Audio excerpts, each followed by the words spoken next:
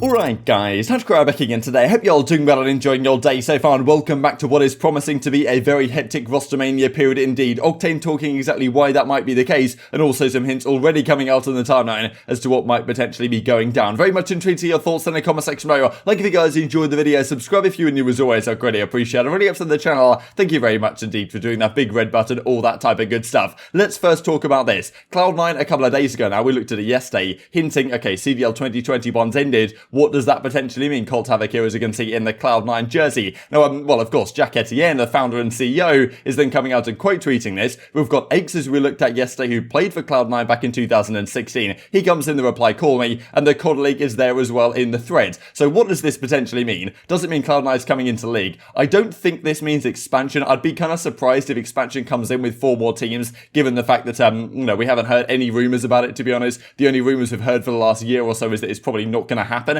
and the issues, of course, with with the pandemic and the complications that has created for a lot of these organisations and potential profitability maybe means that expansion isn't necessarily coming, and also the difficult spots that Activision Blizzard find themselves in right now as a potential business partner with the lawsuit that is ongoing, which has cost them a lot of their sponsors in the CDL and also the Overwatch League. But potentially an org buyout could happen. Last year we had it when Immortals sold the OpTic game in Los Angeles spot initially to Hex, who then took the branding and rebranded Chicago Huntsmen as OpTic Chicago, and then sold on the spot to Nature and Los Angeles Thieves, or 100 Thieves, who then became Los Angeles Thieves. So it happened last year, it may well happen again. Of course, the interesting part about that is that it kind of changes the philosophy of how you're going to build a roster. Cloud9, if they come in, are probably going to build a roster a fair bit different to whatever team they might happen to buy out. What organisation could that be? It's tough to say. Maybe one of the ones right down there at the bottom there, and no other teams really hinting at it as of yet, but it could be something to keep your eyes on most certainly going forward into the off-season. One of the players that was on that Paris Legion squad, which maybe is a target for acquisition, at least their spot, because not really like they did too much content this season. Doesn't seem like they necessarily want to be here, but who really knows what happens. But Zaptius, of course, was on that squad. Life is crazy, excited for the future. It's tough to say looking at any of these tweets whether this refers to anything Rostermania related, but it may well do. But the thing is with Rostermania, that things change so quickly that some of these tweets may be referring to what's going on behind the scenes in terms of rosters, but 24 hours or so later, that may no longer be the case. So this also I thought was interesting. I asked these tweets at Yo Bro, who got you smiling like that?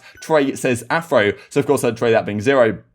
Afro on the London Royal Ravens right now, and they would obviously be stupid not to build around Afro, I think, for next year. Now, what that means in terms of what the rest of their roster is going to be, if it were me, I'd get 0 back in the team if I had a choice. If you can actually get him out to the States and the visa situation can be resolved, which I imagine will be possible, then I think 0 coming back to London is honestly kind of a no-brainer, and pairing him up with Afro and seeing who else you can get. Maybe you keep one more player from the team. Ideally, I think you get Nasty into that squad, and then you kind of see where you go from there. But I think that London was somewhat unlucky with this year with the visa situation. Maybe 0 back to London makes a lot of sense, I think, and he's certainly been talking on the flank recently that he's relatively confident he can get a spot. You imagine that London is going to be that destination. On the Los Angeles Thieves side, you get this from Drazah. Such a bad week, he says. Of course, this may just refer to the fact that they came out of the World Championship in a top 8 placing and didn't quite get the result they wanted. And I just do have to wonder, right, what Los Angeles Thieves do next year. Does Drazah get disrespected again? I think, personally, they build around Kenny and Drazah. Kenny has talked very highly of Drazah and thinks he's a great player, really nice player, but also a great teammate and willing to improve, and he's also pretty good at the content stuff. So I think that Kenny and Drazah, if Drazah again is on the bench, I'd be so frustrated for him. I think he's certainly earned his spot in the starting team, and I think they can put together a winning roster with him in the lineup. But what the rest of the team looks like, of course, that very much does indeed remain to be seen. This, of course, and Paul X right over at the London side. Zed was on that team for a time. It has to get better, right? It can't get worse. Answers the call. Not very happy. So maybe Paul X has got a phone call or something for the London guys to say,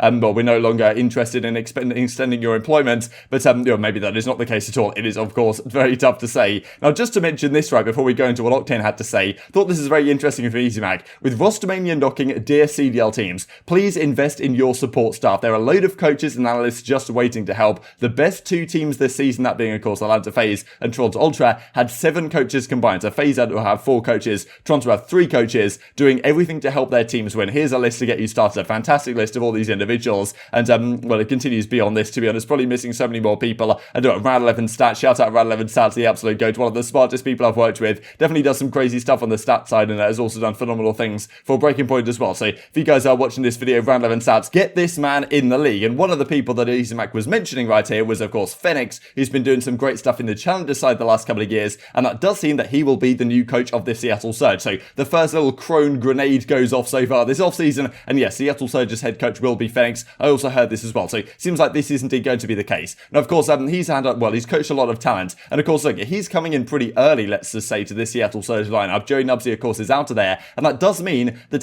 Fenix may well get the pick of the bunch in terms of who he decides to pick up. He's worked with a lot of Challenger players, Paul Venom, Gravity, Zaptius, John Jurda, plus more this year. He even coached Insight and CleanX way back at the Black Ops 4 World Championship. So you might look at some of these North American talent, of course, Jurda not being one of them. He's Irish, of course, but been competing in North American challenges this year, and think about, okay, who does he pick up, right? Maybe he picks up a guy like Gravity, maybe he decides to build Seattle around kind of that young foundation. It's tough to say, but the coach may have some indication here as to exactly what players are going to potentially be picked up. But another question mark is where exactly Octane is going to go. This came out in a video last night. He knew he'd get mentioned. I thought I'd throw him in. So first of all, he's wearing the 100 Thieves t-shirt. You guys know the drill. I mean, obviously a bit of a teaser, but he also does kind of like this t-shirt. But I imagine a return to Los Angeles Thieves is relatively likely at this point. But still, he's explaining exactly why, because of the 1+1 contracts are now up for a lot of people. That now means that this Rostermania period is going to be as crazy as we saw way back from Black Ops 4 into Modern Warfare. So that means that I have the freedom to do essentially whatever I want. If I get whatever offer, or if I go whatever team, it's completely up to me, which in Call of Duty is a very rare occurrence. With the current contract structuring of franchising, you get 1+1, so you're signed for guaranteed 1 year, and then it's an org option for your second year that isn't up to you.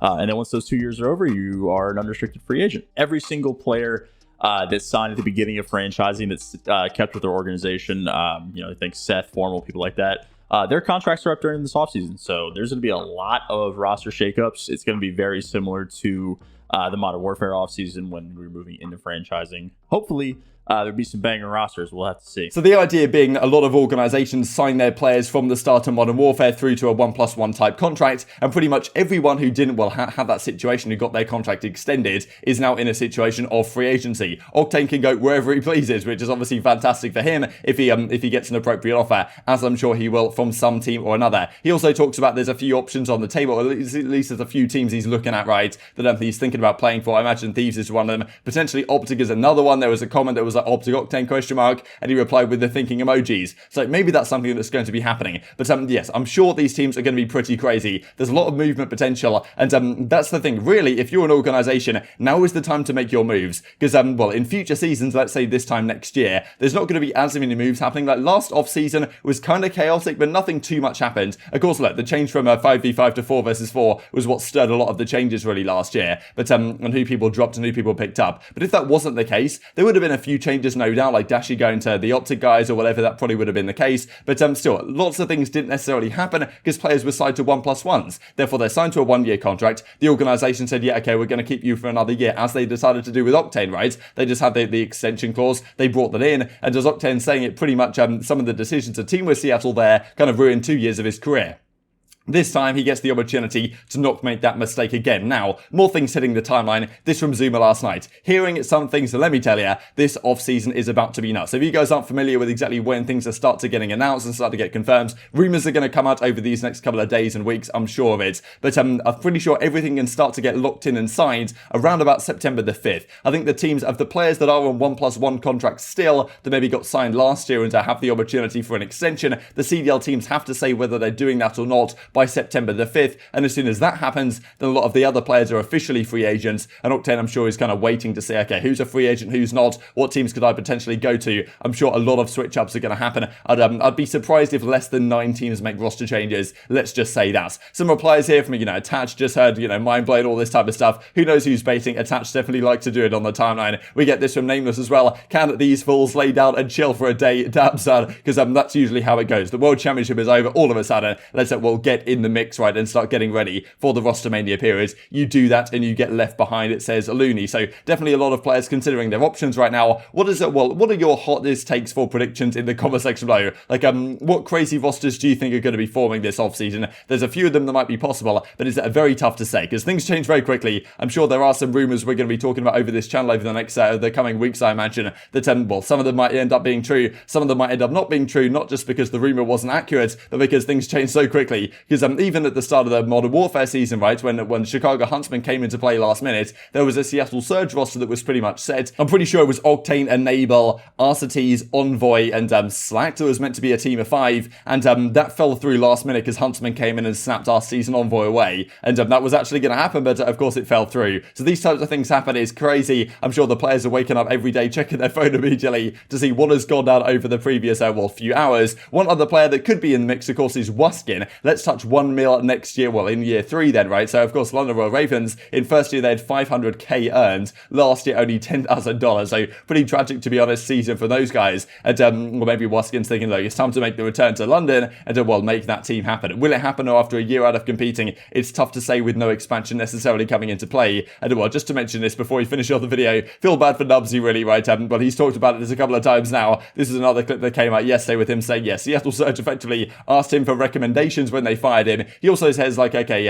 well, Phoenix wouldn't have necessarily been his first choice. Thinks other people deserved it more, but still pretty tough. You're about to get fired from your job and your organization's asking you to recommend people who are about to take your position. It's pretty tough to see. But intrigued to hear your thoughts on all this stuff in the comment section below. Predictions on Rostermania down below. I would love to see them. Hope you guys enjoyed the video. If you did enjoy it, I'd greatly appreciate a like on the video. Really helps out the YouTube algorithm. I know you enjoyed this content. Other people like you may enjoy this content as well, and I've grown the competitive Call of Duty community. Thank you for watching as always. Take care, and I will see you next time. Probably gonna end up in a TacticalRab thumbnail for this one, but you know, hey, to each their own, I suppose. You know, I'm not really mad about him taking the role. I just am kind of in a position where, like, I'm not gonna roast the guy. It's just, do I rate him highly? I think there's people that deserved it more, and I recommended those people when Seattle asked me if I had any recommendations whilst they were firing me. Still something that blows my mind to this day, by the way. I just found it more disrespectful, to be honest, that I had to learn that he was taking my job from random, like, European amateurs.